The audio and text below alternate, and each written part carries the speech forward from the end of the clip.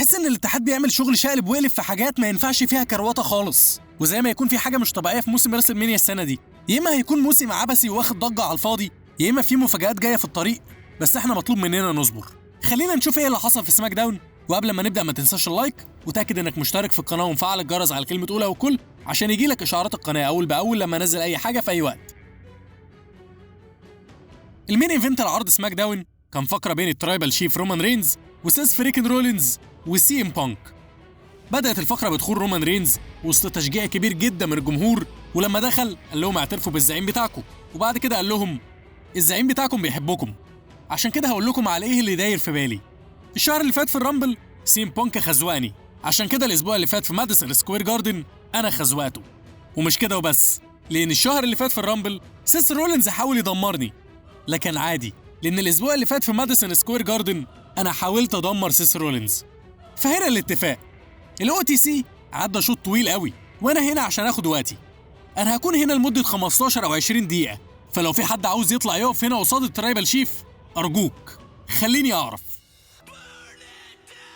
راح داخل سيس فريكن رولينز برضه وسط تشجيع كبير جدا من الجمهور كالمعتاد، وطلع كلم رومان رينز وقال له رومان رينز انت غلطت، انت فعلا مش فاهم قد ايه سي ام بانك خطر، مش عارف قد ايه هو خطر على مستقبل الشركه دي والصناعه دي.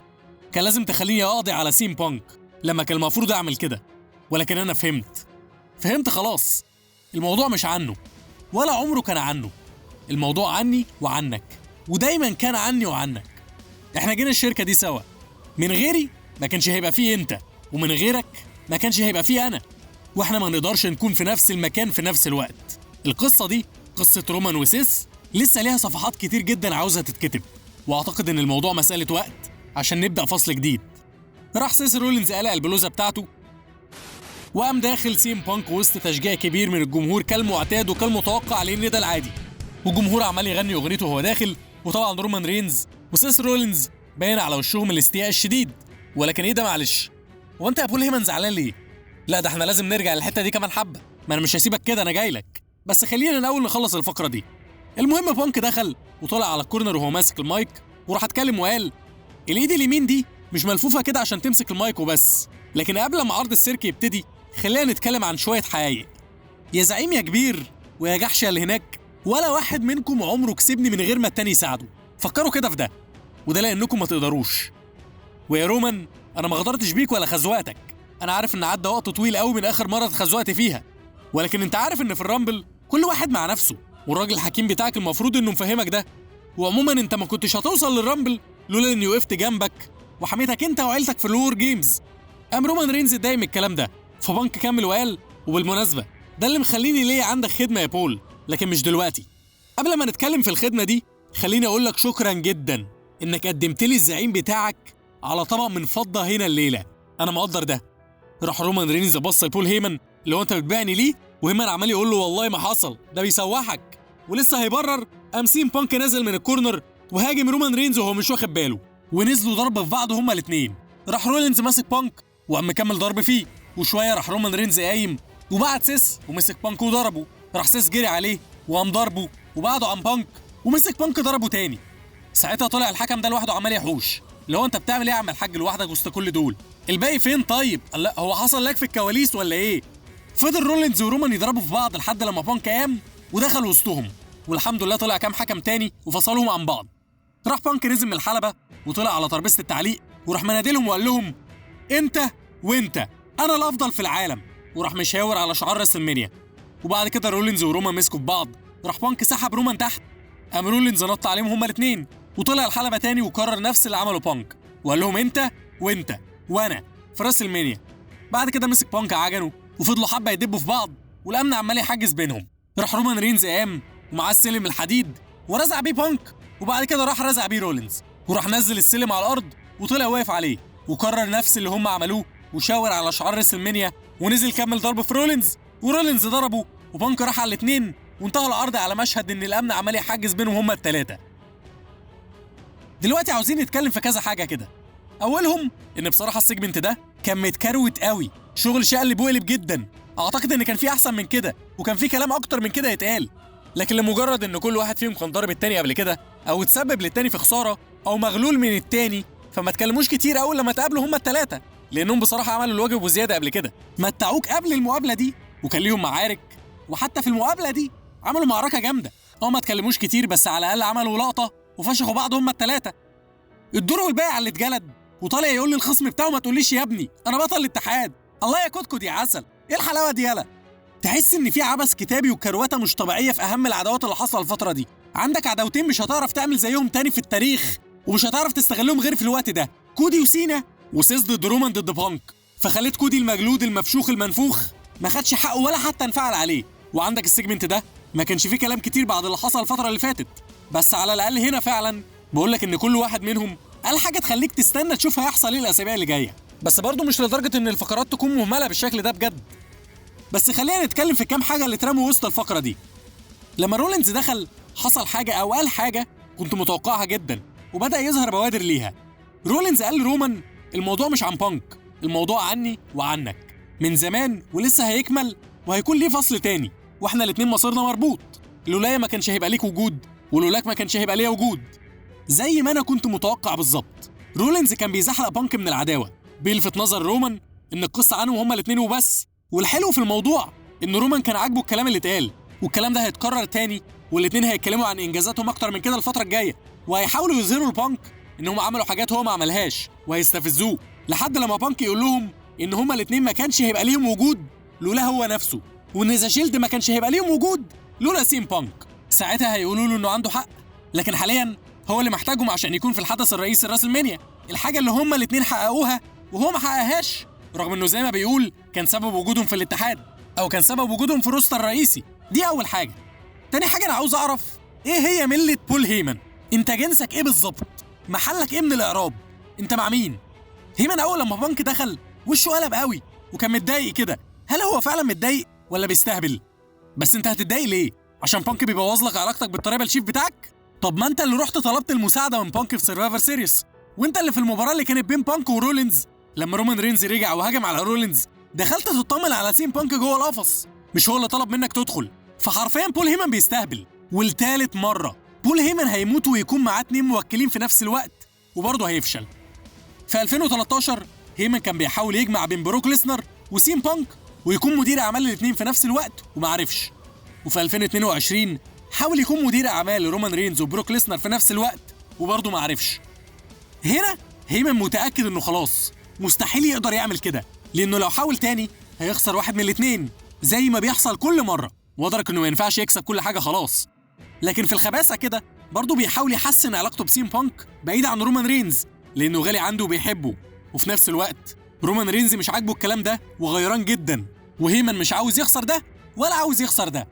عشان كده هنا مثل قصاد رومان رينز انه متضايق عشان بس يرضيه. بانك بقى من اول لما رجع ونيته كانت واضحه جدا، وهي انه عاوز بول هيمن يكون معاه. ولما لقى رومان رينز لازقله على طول وشاف ان هو احق منه لانه محقق انجازات كتير مع بول هيمن، رمى كلام لرومان رينز في اول برومو ليه وقال له انا بعترف بيك، بس ما تنساش اني كنت بول هيمن جاي قبلك. وهيمن نفس الكلام لما رومان رينز غاب طلب من سيم بانك انه يخلصه من سولو، ولما رومان رينز رجع طلب من سيم بانك انه يساعده عشان البلاد لاين يرجعوا وعشان رومان رينز يقف على رجله تاني. وهنا بانك استغل الفرصه دي عشان يطلب من هيمن خدمه. ايه هي بقى الخدمه دي؟ او على الاقل ممكن تكون ايه؟ هقول لك انا. يا اما بانك هيطلب من هيمن بدون سبب انه يسيب رومان رينز ويكون معاه، ودي مش برجحها بصراحه لان بانك مازال عارف ان رومان رينز مش هيسيب بول هيمن. يا اما بانك ياخد دفع على بطوله الاول فيطلب من هيمن يكون معاه وهو رايح يلعب على البطوله دي، وساعتها هيمن يكون مع بانك بدل رومان، او مع بانك ورومان في نفس الوقت بس بانك يشارك رومان فيه يعني. يا اما العداوه دي تقلب 2 ضد 1 على حسب اللي بيعمله بانك ضد رولينز ورومان، وان الاثنين ملمحين ان هم هيتحالفوا عليه. ساعتها يطلب من هيمن ان هو يكون معاه ويجيب له شريك تاني. كل ده مجرد تحليل وتخمين مش اكتر، واغلبه مش منطقي لكن الناس بتتكلم عنه كتير فبدات بيه. ولكن دلوقتي هسالك سؤال مهم. الماتش ده فيه رولينز ورومان رينز وسيم بانك، ازاي في ماتش رومان رينز وما يتصدرش الحدث الرئيسي الراسلمانيا؟ هل ده معقول؟ اكيد لا. رومان رينز في نفس اهميه ومكانه كودي رودز عند الاداره ويمكن اكتر، بس هل يعقل ان مباراه ثلاثيه فيها رومان رينز وفي راسلمانيا تكون على الابيض كده من غير لقب ولا اي حاجه وتتحط في المين ايفنت؟ اكيد لا. بص بقى، رومان رينز مستحيل ما يتصدرش المين ايفنت الراس المانيا، وسيم بانك مش هيقبل انه يكون في مين ايفنت على ناشف كده من غير بطوله او حتى دفعه. ونفس الكلام رومان رينز، هتبقى عيبه في حقه. بس ركز مع سيم بانك. افتكر كده لما كودي رودز اتغدر بيه من سينا وسينا قلب هيل، سيم بانك كان اول واحد ليه رد فعل وانفعل عليهم وشتم سينا وشتم الروك، مش عشان غدروا بكودي رودز، لا خالص، لكن عشان سينا هيتصدر الحدث الرئيسي، وكمان بمساعده الروك اللي بانك من 2011 كان متضايق منهم هما الاثنين بسبب ان هما بيتصدروا الاحداث الرئيسيه وهو لا. وما زال ده بيحصل لحد النهارده، ومفيش طريق لبانك غير الرامبل والتشامبر، وحاليا الاثنين ضاعوا. لكن عنده وسيله تانية ممكن تجيب نتيجه زي ما قلت لك. رومان رينز اكيد مين ايفنت السنه دي، لكن العداوه زي ما انت شايف بدون اي حاجه، مش مقابل حاجه. وفي نفس الوقت بانك ليه خدمه عند بول هيمن، فليه ما نقولش ان بانك يطلب من بول هيمن بما انه علاقته كويسه مع رومان رينز وليه وصال عند الروك الفاينل بوس، فوارد ان بانك يروح يرمي الكلمه لبول هيمن ويقول له روح قول للفاينل بوس ان المباراه دي اللي يكسبها يروح المين ايفنت كطرف ثالث في الليله الثانيه في مباراه سينا وكودي رودز على بطوله الدبليو دبليو اي. ساعتها الكلمه نفسها هتغري رومان رينز وسيس رولينز، خصوصا لما يقولوا له انت هتكون في المين ايفنت بسببنا احنا. فلما يقول لهم ان الماتش هيكون هدفه كده وان الشرط ده مش هيتنفذ غير عن طريق الخدمه اللي هيطلبها سيم بانك من بول هيمن، ساعتها لو هم رافضين ان هو يكون معاهم في المين ايفنت ده فهم هيوافقوا عشان هو هيضيف شرط كمان هيجي عليهم بمنفعه لو حد فيهم كسب الماتش. فساعتها الكل هيوافق على الفكره دي اكتر، والموضوع ساعتها هيكون متوقف على بول هيمن. لو هيمن عرف يقنع الروك ان الشرط ده يتحط هيحصل. وبالمناسبه بمجرد لما بانك يفتح الموضوع او يفتح السيره دي اعرف ان الروك هيوافق على طول. واكبر سبب بيقولك ان بانك فعلا هيفتح السيره دي هو الحلقه اللي كان محروقها بعد التشامبر، وما قداموش فرصه غير طريق اللفه الطويله اللي قلت لك عليها دي. وطالما رومان ليه مصلحه في الموضوع وهيقرب من البطوله تاني فهو نفسه هيزن على هيمن انه يعمل كده. وطالما الروك هيستمتع بالحوار ده فهو اكيد هيوافق. زي ما بيقولوا بيست فور بيزنس، ده كده منطقي حبه. انما قصه ان المعروف هو ان الماتش الثلاثي ده يكون مجرد حدث رئيسي من غير اي حاجه، ده بصراحه اي كلام، لانه هيكون عيب كبير جدا في حق رومان رينز وسيس رولينز وسيم بانك انهم يكونوا موجودين في عداوه واحده على الناشف كده. مين ايفنت لكن على ايه؟ مقابل ايه؟ مباراه عاديه وبس؟ اكيد لا، ده اسمه عبث. عبث في حق الشركه ان المين ايفنت الليله الاولى يبقى على الابيض ومالوش علاقه بالليله الثانيه، لان معروف ان المين ايفنت لازم يكون مقابل حاجه كبيره زي بطوله، او زي زمان كده قبل ما اندرتيكر يعتزل كان على اللي يغلبه في راس المنيا او يكسر السلسله بتاعته قبل ما تتكسر او يغلبه عموما لانه جامد. ده اللي لازم يحصل، غير كده بصراحه مش مقتنع. اللي هو ساعتها بقى يبقى جي اوسو وجونتر هيبقى ليهم حق في المين ايفنت اكتر منهم. وحقيقي بلاش المباراه دي تتحجز على الفاضي وتكون من غير هدف كده وشغل تصفيه حسابات وخلاص. لازم يكون ليها هدف، ولازم يكون الهدف ده متعلق بالليله الثانيه. هرجع اقول لك برضو ان بانك هيكون حرفيا شيطان في العداوه دي، هيعرف ياخد اللي هو عاوزه، هيعرف يستغل التفاصيل اللي بين السطور وهيوقع بينهم هما الثلاثه زي ما عمل كده مع رومان رينز وبول هيمن، وزي ما هيعمل مع سيس رولينز ورومان رينز، وهيخليهم كلهم يقلبوا على بعض لحد لما ياخد اللي هو عاوزه. وجايز جدا يجيب سيريز ذا شيلد، وجايز يلعب على حته مين فيهم كان افضل من التاني في ذا شيلد، وما استبعدش خالص انه يدخل بلبس ذا شيلد او يجيبه ويسخر منه ويستفزهم. كل اللي متاكد منه هو ان العداوه دي هتكون نار، بس اهم حاجه يكون ليها علاقه فعلا بالليله الثانيه. قول لي انت رايك ايه في الموضوع ده، ويا ريت تعمل لايك للفيديو، ولو عجبك محتوى القناه وحابب تدعمه ما تترددش، وتاكد انك مشترك في القناه وفعل الجرس على كلمه اولى وكل عشان يجيلك اشعارات القناه اول باول لما انزل اي حاجه في اي وقت. والى هنا ينتهي الفيديو بتاعنا.